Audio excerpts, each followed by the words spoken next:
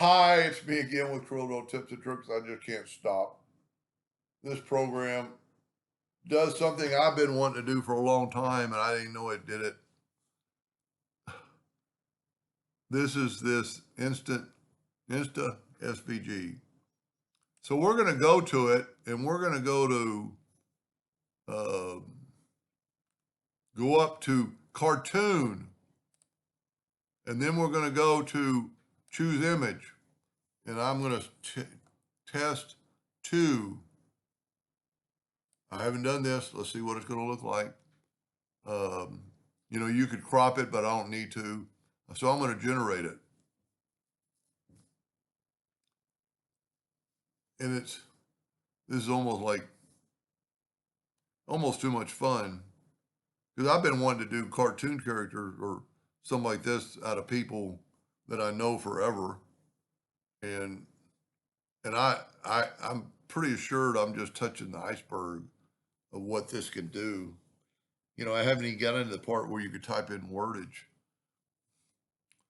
I mean, look at that. Now this is probably true AI. So let's go and download this and just see what it looks like. It's always going to be the top one. So we're going to go back to Corel and I'm going to, first of all, I'm going to import the picture so we'll know what it looked like. Test 2. Well, you know what it looked like, but and then we're going to import. It'll be under downloads. And I'm sure you could change that. I mean, look how it picked up the chain link fence and the windows.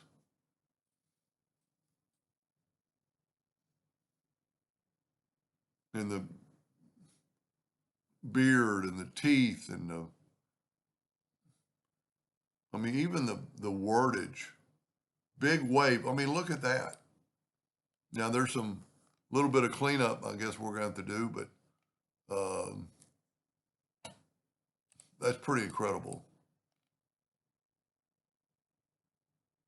I'm just looking back and forth trying to figure out anything I can see. I mean, look at this siding on the house, the windows.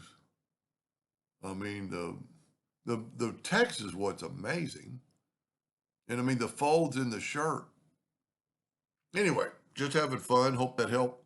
So this is part 5. If you haven't watched 1, 2, 3, or 4, you need to. Thank you for watching.